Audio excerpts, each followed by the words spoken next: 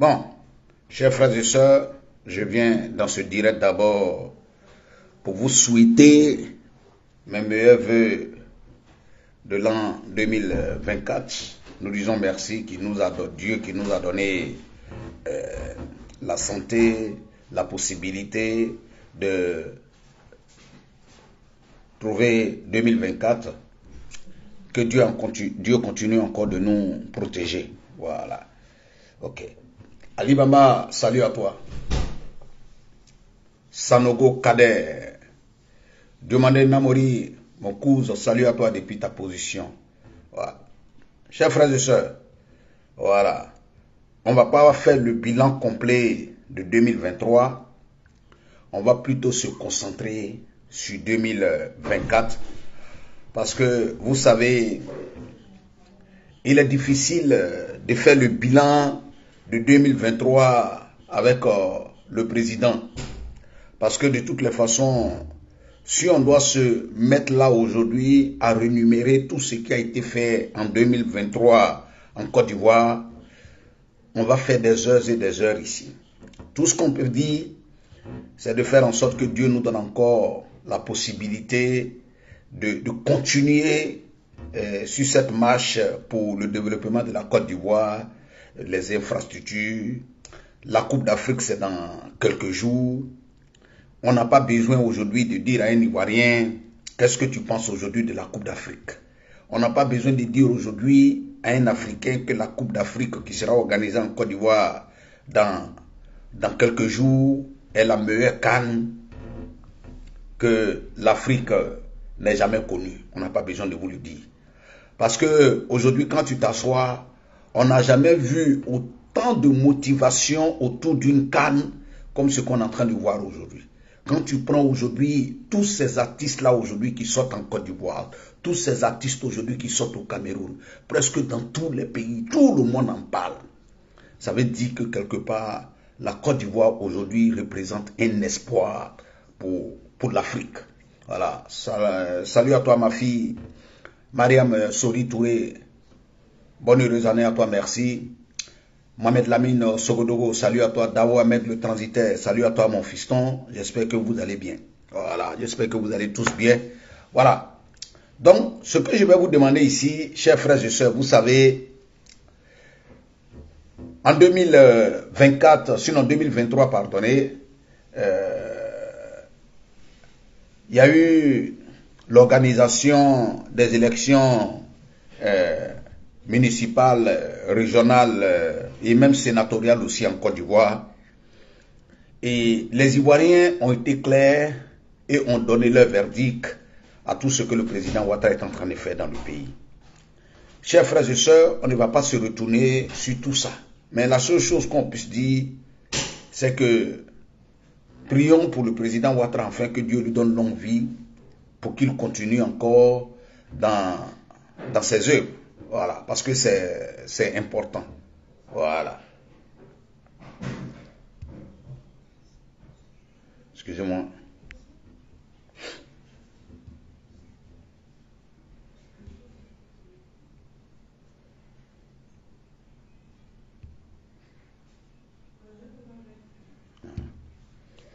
Ok. Chers frères et sœurs, on a vu les opposants sauter ici et là. Mais ce que les gens doivent comprendre, c'est que quand on parle du président Ouattara, on parle d'un fort de classe. Quand on parle du président Ouattara, on parle de quelqu'un qui a redonné la dignité à la Côte d'Ivoire, redonné la dignité aux Ivoiriens. Quand on regarde aujourd'hui, comme ce que je vous ai dit tout à l'heure, on n'a pas besoin de tourner autour du pot pour comprendre que la Côte d'Ivoire aujourd'hui est sur notre planète. On n'a pas besoin de le dire. Donc, nous, militants du RHDP, qu'est-ce qui nous attend en 2024? Ce que l'Ivoirien attend du militant du RHDP en 2024, sauter ici et là. Ce que les Ivoiriens attendent en réalité des Ivoiriens, surtout des militants du RHDP, ce n'est pas qu'on perde le temps à parler de certaines personnes. Nous avons un objectif clair. Et le président Ouattara est en train de nous mettre sur les rails.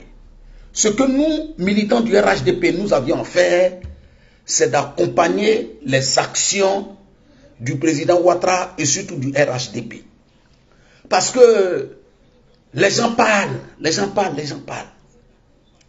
Mais la vraie réalité se vit sur le terrain. La vraie réalité aujourd'hui, les Ivoiriens sont en train de... On n'a pas besoin... Ce qui se passe aujourd'hui en Côte d'Ivoire, on n'a pas besoin de raconter ça à qui que ce soit. Les gens voient ce qui se passe. Ce qui est en train d'être réalisé dans le pays. Nous, militants du RHDP, qu'est-ce que nous devons faire en 2024? C'est de laisser ces personnes-là parler et nous concentrer sur ce que le président Ouattara est en train de faire dans le pays. 2024 n'est pas encore arrivé quelque part. Ça dit, on n'a pas encore arrivé quelque part. Le tunnel d'Abobo a été inauguré. Dans quelques semaines,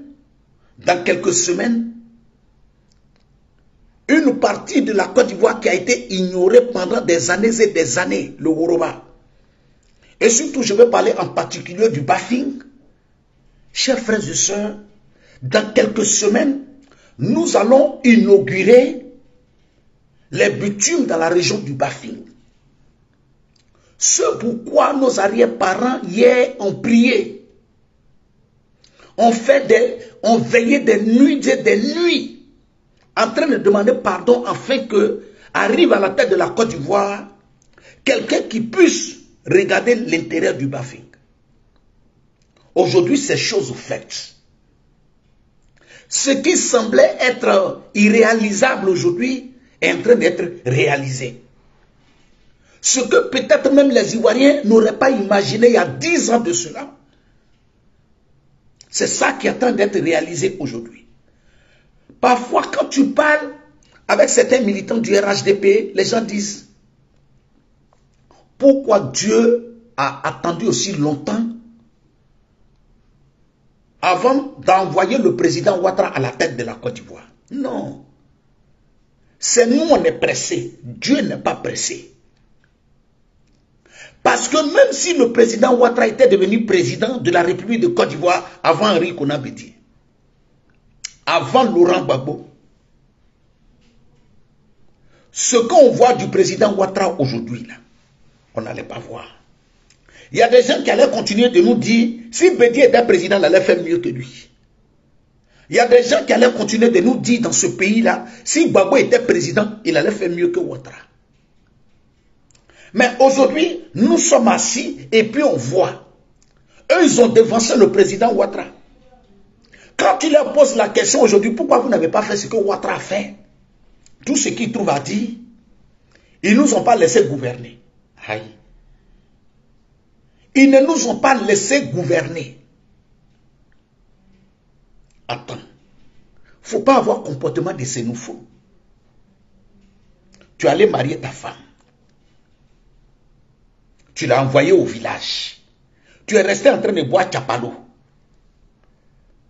Pendant qu'elle avait besoin de toi, tu dormais. Ton cousin qui est malhonnête comme toi, l'a enceinté. Tu dis non que c'est mon cousin qui m'a empêché. Non, il ne t'a pas empêché. C'est parce que tu as continué de dormir ronfler. C'est ça qui a fait que ton cousin malhonnête, ce nouveau là, il est venu prendre. Donc, vous êtes resté là, pendant que les Ivoiriens avaient besoin d'unité, pendant que les Ivoiriens avaient besoin de se mettre ensemble, pendant que vous avez promis aux Ivoiriens que quand vous allez devenir président, là, vous allez augmenter le salaire des Ivoiriens. Pendant que vous étiez en train de dire, quand vous étiez à l'opposition, vous avez fait toutes les belles promesses. Quand vous êtes arrivé pour autre chose, à savoir, Ouattara n'est pas Ivoirien. Ouattara n'est pas Ivoirien. Le Bakayoko de Séguéla n'est pas Ivoirien. Le Koulibaly de Korogo n'est pas Ivoirien. Le Sanogo du Bafing n'est pas Ivoirien.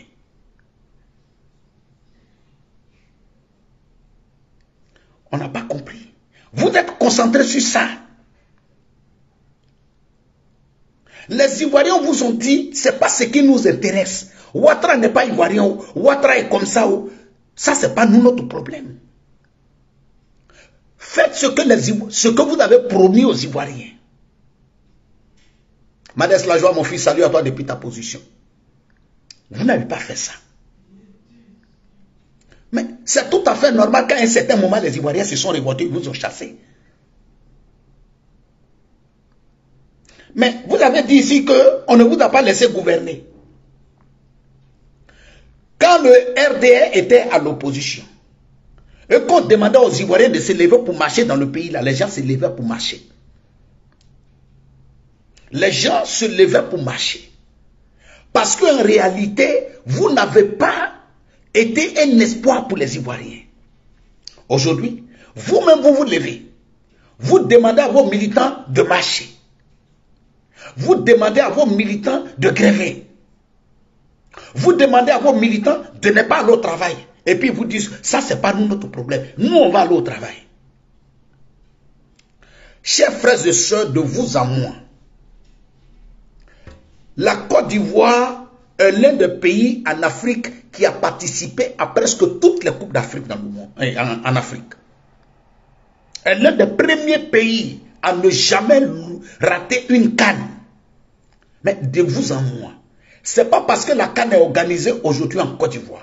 Donnez-moi le nom d'un autre pays en Afrique, ces dernières années, où la CAN a été organisée et puis il y a eu autant d'engouement autour d'une CAN, comme ce qui est en train de se passer cette année. Donnez-moi. Donnez-moi le nom d'un autre pays où il y a eu assez d'engouement autour de la CAN, comme ce qui est en train de se passer en Côte d'Ivoire.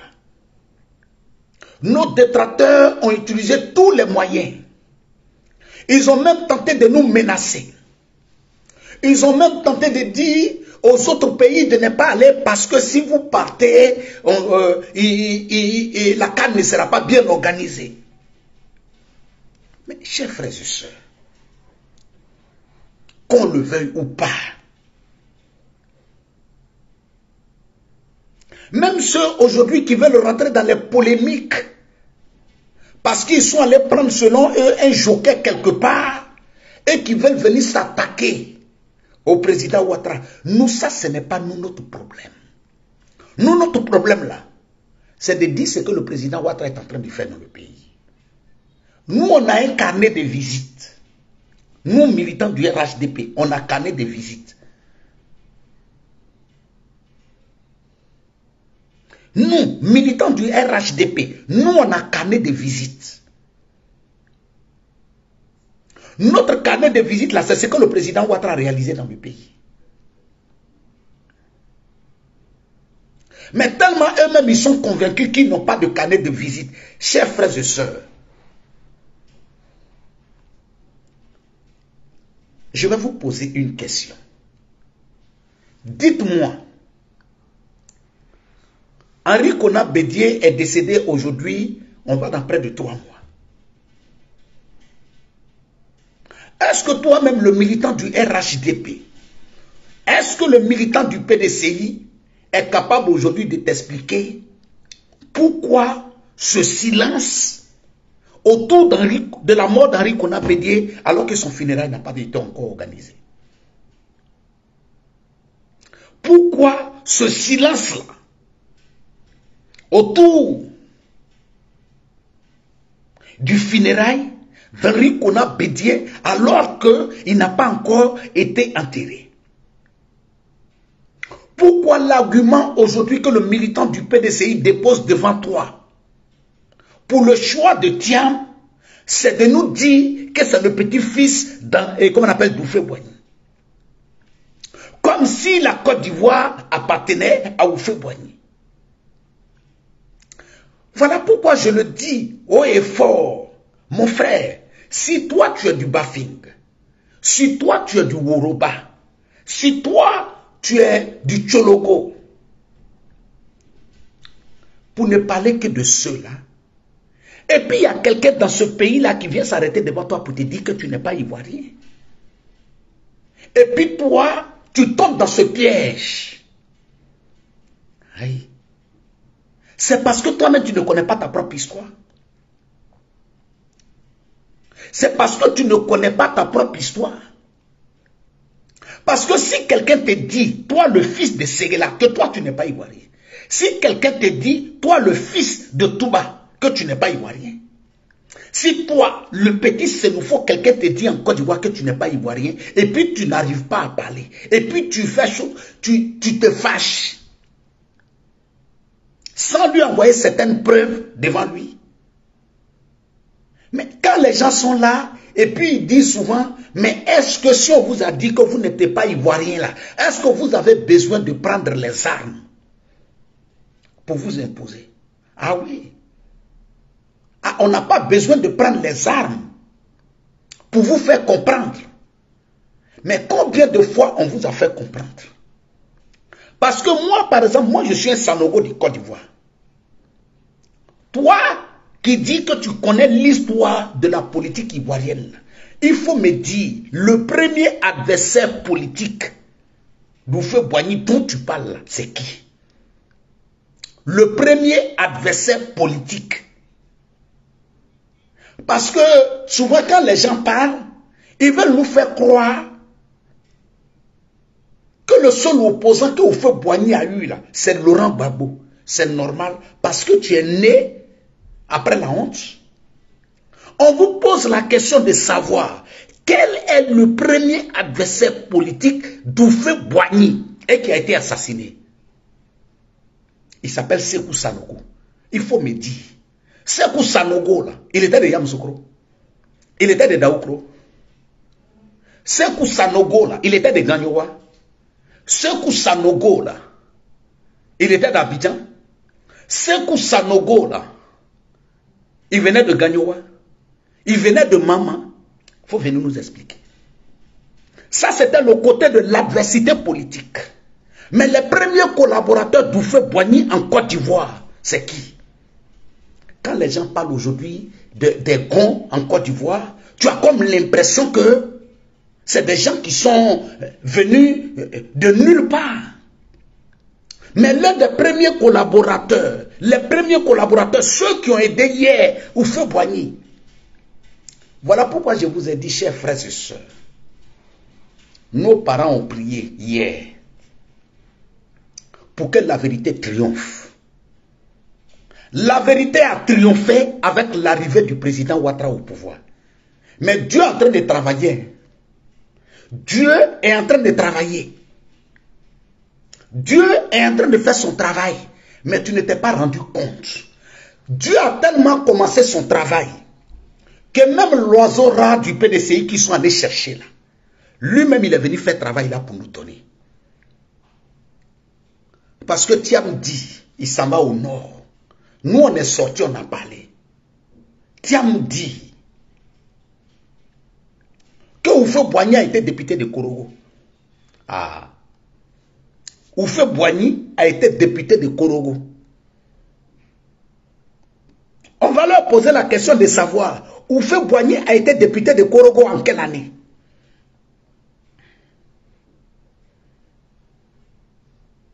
Alors qu'en 90, là, vous avez traité ces personnes-là de Korogo. Vous avez traité les habitants de Korogo, d'étrangers en Côte d'Ivoire. Vous avez dit que les Koulibaly de Korogo ne sont pas ivoiriens.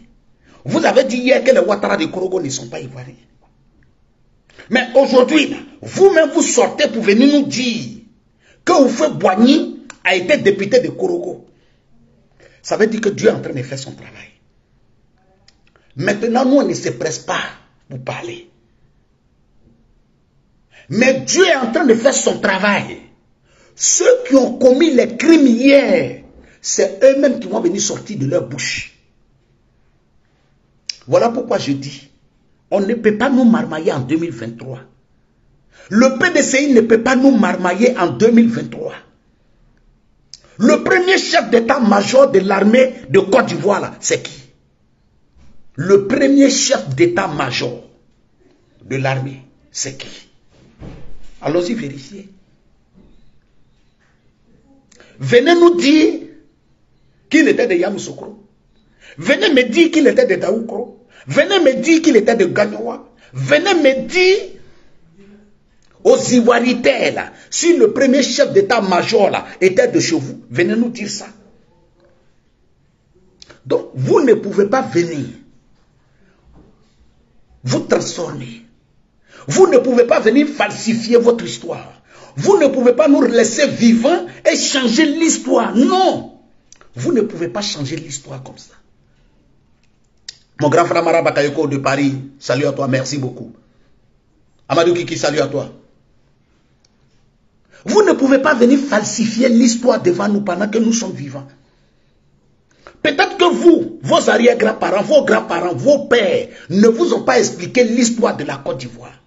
Mais nous là, nos papas nous ont expliqué l'histoire de la Côte d'Ivoire. Nos parents nous ont dit que le premier adversaire politique de Laurent, de comment on appelle Félix Houphouët-Boigny en Côte d'Ivoire là, c'était un Sékou Sanogo. Venez nous dire si c'est faux. Mais ce que je vais vous dire, et que vous ne savez pas. Vous savez ce que nous, les gens du Nord, on a vécu en Côte d'Ivoire. C'est quelque chose qui a été préparé. Hein. C'est quelque chose qui a été préparé depuis le début de l'histoire de la Côte d'Ivoire. Parce qu'on nous a parlé dans nos livres d'histoire que nous on étudiait à l'école primaire. Là. On nous expliquait certaines choses. Mais est-ce que dans vos livres d'histoire là, est-ce qu'on nous a parlé dans nos livres d'histoire que nous on a étudié à l'école primaire là? Mes grands frères, vous les dévanciers, est-ce que vous avez étudié un livre de l'histoire, un livre d'histoire à l'école primaire, où on vous a parlé de l'histoire de Sékou Sanogo en Côte d'Ivoire? Est-ce que vous avez étudié un livre d'histoire à l'école primaire, où on vous a parlé de l'histoire de l'arrière-grand-père de Gon, des Gon en Côte d'Ivoire? Est-ce que vous avez étudié des livres d'histoire, où on vous a parlé de l'histoire des Ouattara de Côte d'Ivoire? Où on vous a parlé de l'histoire des Sanogo de Côte d'Ivoire? Est-ce que vous avez étudié des livres d'histoire à l'école où on vous a parlé des choses? On ne vous a pas parlé de ça. Même quand on partait à l'école primaire et qu'on expliquait l'histoire, quand on devait nous parler des Kourou en Côte d'Ivoire, quand on devait nous parler des autres trucs, les maîtres prenaient assez de temps pour nous expliquer. Mais quand on arrivait sur les Mandingues, où on devait rentrer dans l'histoire du Nord pour nous expliquer, on nous donnait que des détails brefs. Et puis on passait dessus. Parce que on voulait travailler notre cerveau pour ne pas qu'on sache notre vraie histoire. On voulait faire en sorte qu'on ne sache pas notre vraie histoire. Tout avait été combiné, tout avait été préparé. Tôt ou tard, ce problème-là, ça allait rebondir un jour en Côte d'Ivoire. Tôt ou tard, ce problème-là, d'identité en Côte d'Ivoire, ça allait rebondir. Parce que tout avait été préparé pour ne pas que nous sachions ce que nos parents ont donné à la lutte en Côte d'Ivoire. Quand on nous parle de la création du PDCI, du parti d'Houphouët-Boigny en Côte d'Ivoire, on saute tout le monde dedans. Mais on ne vous parle jamais de Sékou Sanogo. On ne vous parle jamais du patriarche des Gon en Côte d'Ivoire. On ne vous dit jamais ça. Mais on dépose tout ça à côté. Parce qu'on s'est dit que si on fait en sorte que ceux-là sont au courant de ça, ce n'est pas bon.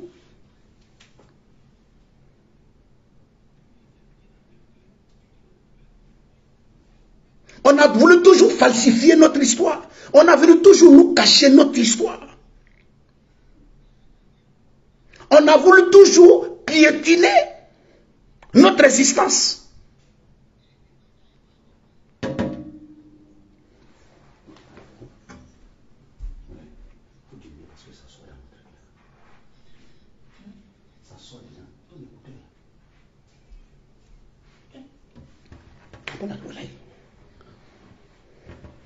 Hein? On a voulu toujours nous piétiner. Donc, quand vous voyez aujourd'hui des gens du PDCI venir nous dire ces petits-fils d'Houphouët-Boigny, ils nous parlent comme si la Côte d'Ivoire appartenait à Houphouët-Boigny. La Côte d'Ivoire n'appartenait pas à Houphouët-Boigny. La Côte d'Ivoire n'appartenait pas à Houphouët-Boigny. La Côte d'Ivoire n'est pas une propriété privée des Baoulés. Il faudrait que ce soit clair. Il faudrait que ce soit clair. Ce que nous avons vécu là, ça c'est un autre cas. Mes chers frères et sœurs, je vous le dis haut et fort, nous n'allons plus accepter ça. Parce que tout ce que nous avons demandé dans ce pays-là, c'est le respect de notre droit, le respect de notre dignité. C'est tout ce qu'on a demandé.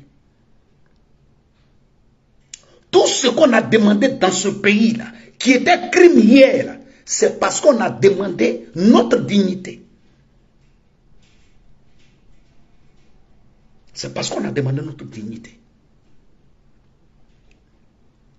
Et nous, on sait pourquoi en réalité vous n'aimez pas le président Ouattara. Parce que selon vous, c'est pas lui. C'est pas l'histoire du président Ouattara qui a commencé notre combat de notre dignité. C'est pas lui qui a commencé le combat de notre dignité. Et vous avez voulu transformer ce combat-là en une histoire de rébellion.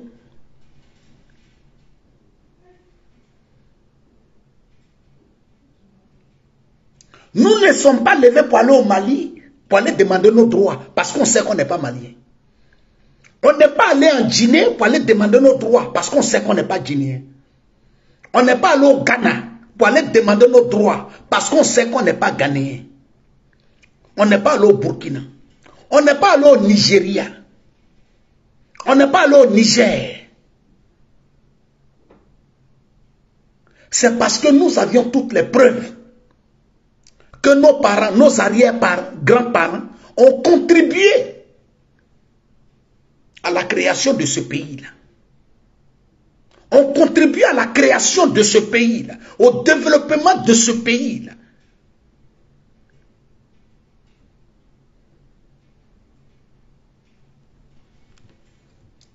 Donc, que ce soit clair dans la tête de tout un chacun.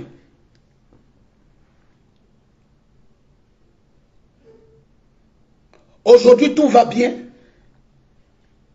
Donc, moi, je le dis haut et fort. La méfiance, là, on a ça.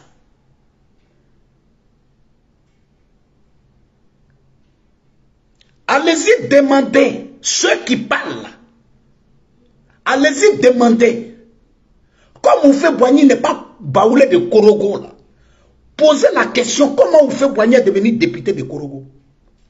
Il a fallu que hier, certains de nos arrière-grands-parents, de nos ancêtres se lèvent à Korogo pour demander au Sénoufo de voter Houphouët-Boigny pour qu'il soit député de Korogo. Mais posez-vous la question. Comment se fait-il que l'histoire des députés de Côte d'Ivoire, du président Félix Houphouët-Boigny commence à Korogo? Est-ce qu'à cette période-là, Houphouët-Boigny pouvait se présenter député de Gagnoua? Qui connaissait Gagnoua? Est-ce qu'à cette période, Daoukro était connu? Est-ce qu'à cette période, Thiebissou était connu? Venez nous expliquer. Venez nous expliquer. C'est parce qu'à cette période-là, Korogo avait atteint un certain statut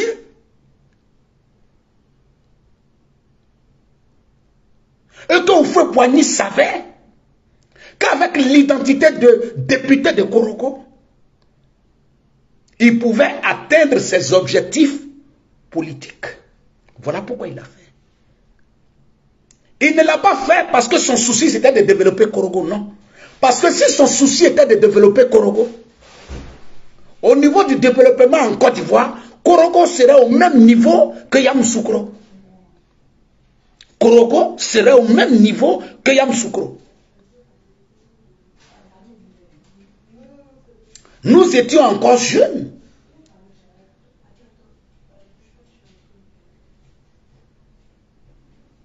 Quand on voyageait pour aller à Djiglo, à Man, à Danané, Yamoussoukro n'était pas le seul point où on devait passer. On pouvait passer par Tia Salé d'Ivo pour partir. Mais Gagnowa pouvait devenir ce que Yamoussoukro aussi représentait, un grand carrefour. Mais tout avait été préparé. Tout avait été préparé en faisant en sorte que l'autoroute nous amène à Yamoussoukro. Donc, qu'on le veuille ou pas, on devait participer au développement de Yamoussoukro.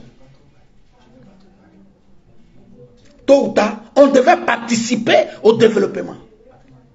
Mais pourquoi, quand le PDCI nous fait Boigny était au pouvoir, pourquoi le développement qui a été apporté pour que nous soyons condamnés à passer par Yamoussoukro, ce même développement-là n'a pas été apporté du côté de Tia Salé et de Divo? Est-ce que Gagnowa ne pouvait pas devenir ce que Yamoussoukro représentait? On ne pouvait pas aussi envoyer une autoroute là-bas pour ne pas que les gens soient condamnés à passer par Yamoussoukro. Parce qu'en réalité, ceux qui partaient à Djiglo, ceux qui partaient à Man, en passant par Yamoussoukro, la distance était plus longue qu'en passant par Divo. Mais pourquoi les gens passaient pas là-bas? Les gens ne passaient pas là-bas parce que les routes n'étaient pas bonnes. Ça veut dire que tout a été préparé. Salam alaikum à toi, mon très cher grand frère Yacouba Chérif, salut à toi. Adama Sanogo, salut à toi. Maïmouna Traoré, salut à toi. Hein? Ça veut dire que tout avait été préparé. Nous étions condamnés. On ne prenait pas, on ne nous chicotait pas pour dire de passer par Yamoussoukro. Mais on te mettait des faits clairs devant toi, de sorte que tu n'es pas, toi, à faire le choix entre emprunter la voie de Yamoussoukro et la voie de Tia Salé. C'est ça qui est une réalité.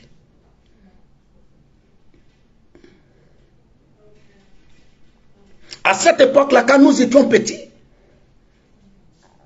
quand nous rentrions dans la région de Yamoussoukro, dans la commune de Yamoussoukro, pendant que d'autres villes de la Côte d'Ivoire pleuraient pour l'électricité, pour avoir de l'électricité, à Yamoussoukro, même dans la brousse, il y avait la lumière. Même dans les brousses à Yamoussoukro, les terrains de Yamoussoukro qui ont été exploités en 2023, ça veut dire qu'en 90 là, personne ne rentrait là-bas. Personne ne rentrait là-bas. Mais il y avait lumière partout. Oui. Donc moi aujourd'hui, moi, quand je rentrais dans ma région, dans le Bafing, j'avais des difficultés à marcher parce qu'il n'y avait pas de route. Si moi aujourd'hui, je peux rentrer chez moi aujourd'hui, dans le Bafing, et puis je vois aujourd'hui qu'ils sont en train de faire les bitumes grâce au président Ouattara, mais de vous à moi, de vous à moi, qu'est-ce que vous voulez que moi je vienne reprocher au président Ouattara? Autre que lui dire merci. Autre que demander à mes parents du Bafing de prier pour lui. C'est pas ce que je dois faire. Et cela vous fait mal. Non, ça va continuer de vous faire mal. Ça va continuer de vous faire mal. Ça va continuer de vous faire mal. Parce qu'en réalité, c'est ce que vous n'avez jamais voulu qu'on soit dans ce pays-là. Vous n'avez jamais voulu qu'on soit des personnes dignes de parler de leur région. Vous avez voulu que nous travaillions pour parler d'autres régions. C'est de ça qu'il s'agit. Merci à toi, ma très chère grande soeur Chanel K. depuis ta position. C'est ce que vous avez voulu qu'on soit hier. Mais seulement que vous avez oublié. Ce que vous avez oublié, que nous ne sommes pas idiots. Ce que vous avez oublié, c'est que nous connaissons notre histoire. Mais vous, par contre, vous ne connaissez pas votre histoire. Chers frères et sœurs, c'était votre frère, le Zoulou de Bogota. Je souhaite à chacun d'entre vous mes meilleurs vœux de 2024. Que Dieu vous éloigne de tout malheur dont vous avez été victime en 2023. Santé, longévité, prospérité. Merci encore pour votre soutien en 2023. Nous avons mené assez de combats ensemble en 2023. Et nous avons pu obtenir des résultats importants. Que ce soit sur le plan politique, que ce soit sur le plan personnel.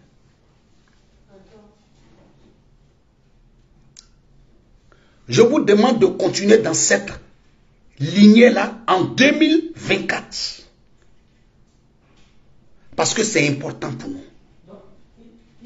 Parce que nos adversaires d'en face attendent juste qu'on laisse la corde. Et dès que nous allons laisser la corde, ils vont nous tirer. Donc nous devons toujours continuer de tirer la corde, de tenir la corde dans notre main, parce que ça ne doit pas nous échapper, parce qu'ils attendent que ça nous échappe, afin qu'ils disent que le match retour existe. Non. Le match retour, pour eux, n'est pas pour dire ils ont trop fait dans le pays, ils ont trop développé dans le pays. Essayons de venir faire un peu plus que eux. Ce n'est pas ça, eux, leur problème.